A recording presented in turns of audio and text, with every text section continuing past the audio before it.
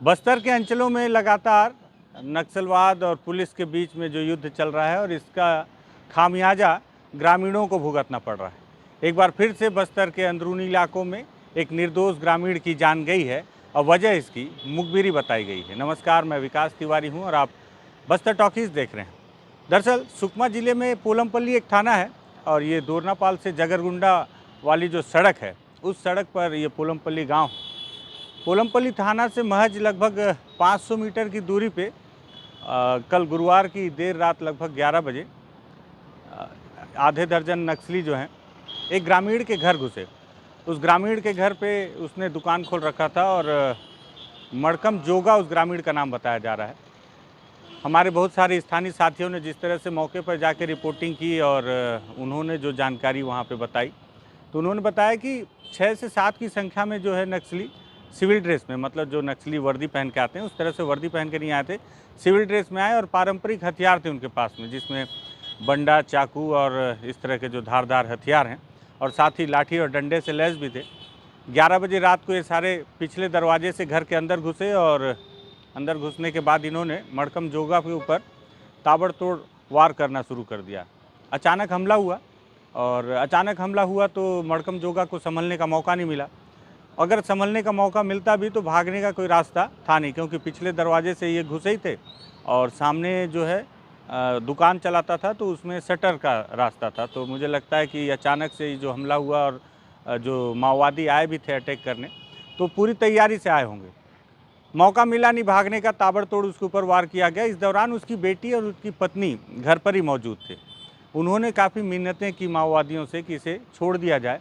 इस दौरान जब मड़कम जोगा के ऊपर लगातार हमला किया जा रहा था तो उन्होंने माओवादियों ने उनके परिजनों से गुस्से में इस बात का भी जिक्र किया कि मड़कम जोगा जो है वो पुलिस के लिए लगातार मुखबिरी कर रहा है।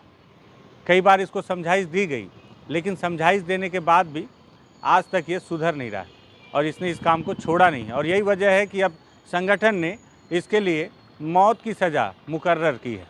माओवादी संगठन में यूँ तो जन अदालत लगाए जाते हैं और सज़ा मुकर्रर की जाती है, लेकिन इस तरह से भी माओवादी संगठन सज़ा देता है और उसी सज़ा के दरमियान मड़कम जोगा के लिए मौत का फरमान सुनाया गया और कल देर रात जो है उसके घर में घुसकर उसकी हत्या कर दी गई। हत्या करने के बाद माओवादी जब घर से बाहर निकले तो बाहर उसकी एक पिकअप 4 पहिया वाहन वो खड़ी थी, उसको भी आग के हवाले कर दिया गया माओवादियों के द्वारा। अब आप सोचिए कि माओवादी इस तरह से घर में घुसकर उसकी हत्या कर रहे थे। सीधी सी बात है, चीख चिल्लाना होता रहा होगा। और महज 500 मीटर की दूरी पर थाना मौजूद और थाना मौजूद होने के बावजूद भी पुलिस का कोई सिपाही या पुलिस का कोई बल मौके तक नहीं पहुंच पाया। गाड़ी जला दी गई। गाड़ी जलाने के बाद जब उसके टायर में ब्लास्ट हुआ तब जाके पुलिस वालों को इस बात का इल्म हुआ कि किसी घटना को अंजाम दिया गया है और तत्काल मौके पर फोर्स पहुँच गई थी, लेकिन तब तक कहानी मड़कम जोगा की ख़त्म हो गई थी। अभी 4 दिन पहले अगर आपको याद हो तो भेज्जी थाना क्षेत्र के अंतर्गत बीराबट्टी गांव में भी एक मड़कम हंदा करके ग्रामीण है, उसके ऊपर भी कोंटा एरिया कमेटी ने पुलिस का मुखबिर बताते हुए उसकी हत्या कर दी थी घर में घुस के। और इसमें भी मड़कम जोगा जो जिसकी हत्या की गई है उसके ऊपर भी कोंटा एरिया कमेटी ने ही आरोप लगाया है और वही पत्र यहाँ भी भेज छोड़ा गया है। अच्छा, दोनों पत्र को मैंने देखा तो दोनों पत्र को लिखने वाला एक ही व्यक्ति है, क्योंकि उनकी राइटिंग सेम टू सेम है, बस उसमें बदली गई है तो तारीख, नाम और जो जिक्र है कि कितने साल से मृतक के द्वारा पुलिस के लिए मुखबिरी की जा रही थी। बाकी पूरा मैटर सेम है और राइटिंग भी हूबहू मिलती है और कोंटा एरिया कमेटी के द्वारा ही इस पत्र को भी जारी किया गया है।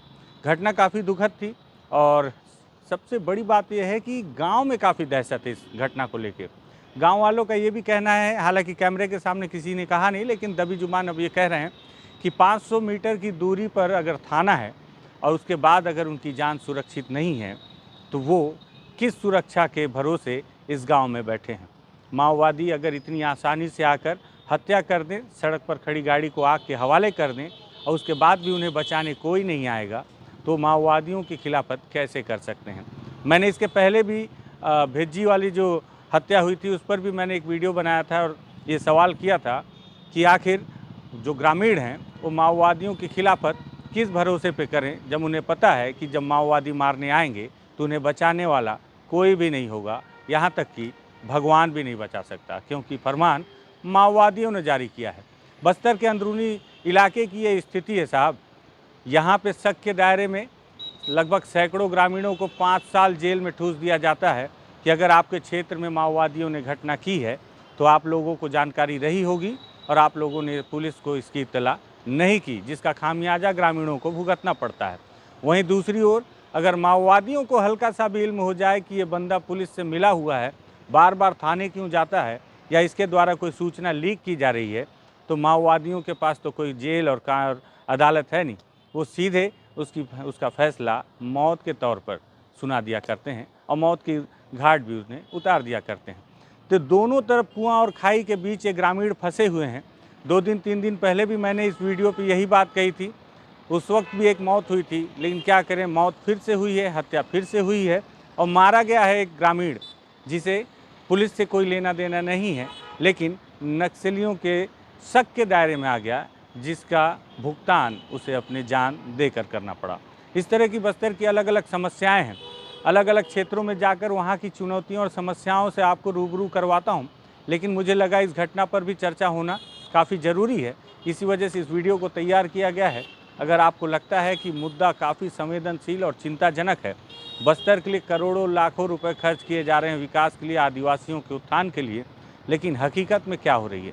अगर एक निर्दोष आदिवासी भी बेवजह मारा जा रहा है, तो सरकार के द्वारा जो 55,000 फोर्स तैनात करने की बात की जा रही है, नक्सलवाद के बैकफुट पर होने की बात की जा रही है, उसकी क्या सच्चाई है? इस पर भी सवाल ज़रूर उठना चाहिए। अगर आपको लगे कि सवाल ज़रूरी है, तो आप इस वीडियो को ज़रूर शेयर करें और लगातार अपने कमेंट्स करें, अपने विचार हमसे साझा करें। धन्यवाद।